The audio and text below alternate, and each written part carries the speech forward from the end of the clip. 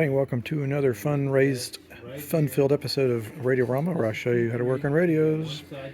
And today we're working on a Canadian-made Sparton model. Probably I'm not going to know the model until I take it out of the cabinet, but it's unusual. It's a heavy sucker too. Plug has been cut, so no way of knowing if it works or not, but I'm going to take it apart anyway. Alright, so according to this, it's a model 57K, and it's got 5 tubes. Definitely Canadian. We've got the manufacturer's plate. Sparton of Canada, London, Ontario. Alright, so I'm going to take the chassis out and we're going to see what's going on. Well, apologies for not really filming much of this yesterday. It's always a zoo at that museum, and we get our attention spans like interrupted here and there. But what I've done is I replaced both electrolytics and probably about 75% of the paper caps. We only have 2 left here. Actually, sorry, 3. It's interesting about these Canadian sets that they often came with massive transformers that would handle anywhere from 25 hertz up to 60 hertz. They, just like the US, had different power grid structures, and some of the ratings on the power plant outputs were different depending on where you were. Some of the rural areas might have 25 hertz, metropolitan areas might have closer to 60. So far it seems like the set is now working okay. I think it needs an alignment. It also didn't come with much of an antenna. The metal is in great shape. There's no corrosion. It seems like the plating on it's quite heavy. Now, since it's kind of a nice sunny day out here, I am going to take the cabinet outside and work on it a little bit. It's not in bad shape. There's a few nicks and scratches, which is understandable for something of this age. But I'm going to use Old English and follow it up with some car wax. Probably since it's warm, I'm just going to soak it in Old English first and let it sit in the sun for the rest of the day. Then either this evening or tomorrow I'll give it some paste wax. Okay, so now we've got it out here. I'm going to use Old English. The labels always fall off these guys. The oil in the whatever this product is makes the labels fall off. And I have spent years working in the advertising industry, and if I were to have a word of advice for the company that makes that, I would consider using a different label system so that your product is visible. Now you can see what a difference that makes. It just basically fills in all of those abrasions and cracks and everything. Probably one of the favorite products of people that work in the antiques industry, because you can really automatically improve the appearance of an original finish. And personally, I'd rather have an original finish than a refinish, because you just lose all that patina. And this finish is in such great shape. Trying to refinish it probably would yield unsatisfactory results. Okay, well, I've spent maybe 45 minutes on this so far, and this finish is surreal. Whoever had it before just took like insanely good care of it. There's really not much scratches or abrasion, and the finish on it, that's about as close to being perfect as I've seen. Now I've taken the plastic out so I can polish it with some plastic polish.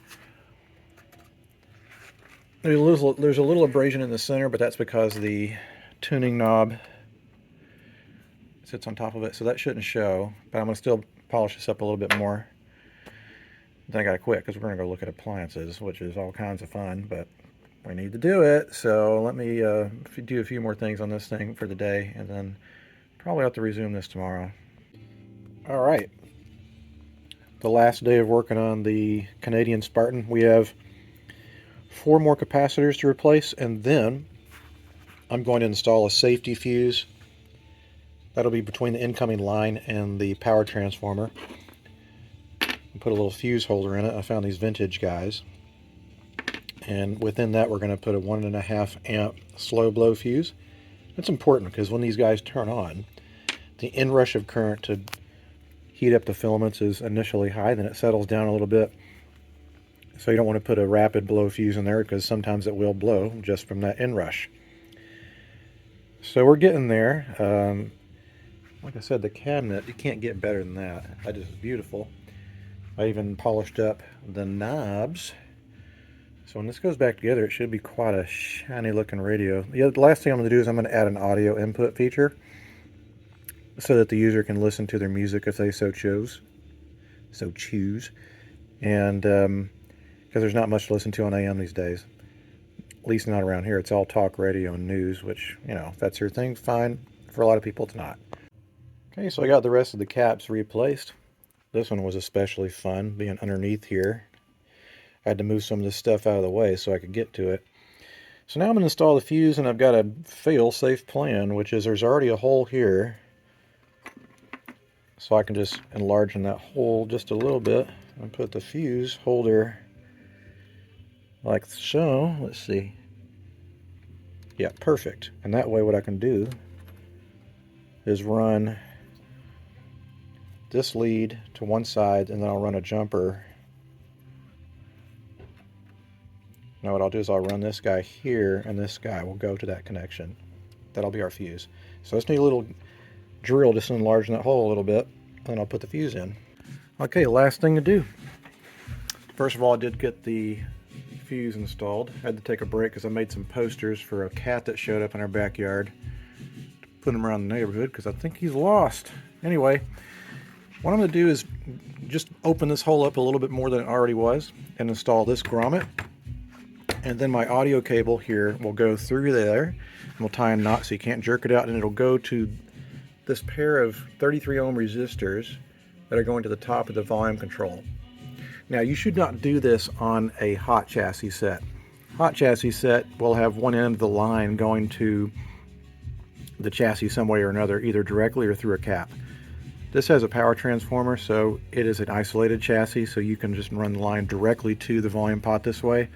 There's like basically no voltage or anything on it. It's easier because then the impedance from the incoming audio will automatically shut off the radio signal when you plug it in. So there's no need to install a switch. So much more simplistic. There's hardly anything to do here. I'm not really affecting the chassis. I'm just making this hole a little bit bigger. So if I can keep it as close to original, I'll try. But I know some people make a big stink about it. But this is giving the set more usefulness. Because, you know, my hope is that some of these can be put back in the daily use instead of just sitting around collecting dust like a lot of them do.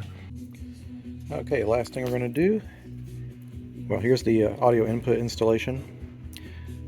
I think the only thing left to do is put it back in the cabinet, and this bad boy will be done. The other thing I did do is I cleaned the volume controls, and I also lubricated the front bearing here, so this moves a lot better. All right, let's put it back together again. We'll be done.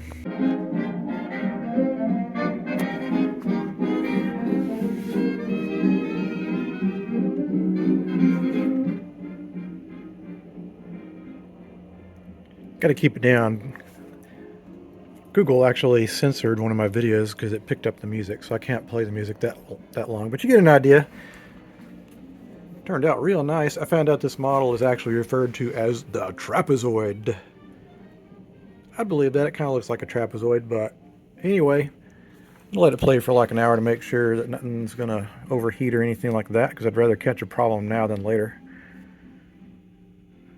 Anyway, it works real well. I've got my Bluetooth running through it.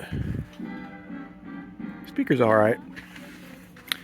I don't think you'd buy this for the sound. You'd buy it definitely for the design factor. Super Art Deco.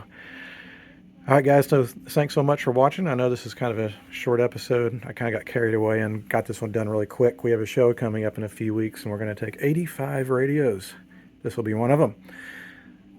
Alright guys, until the next time a radio comes across the workbench, I'll see you guys next time. Adios.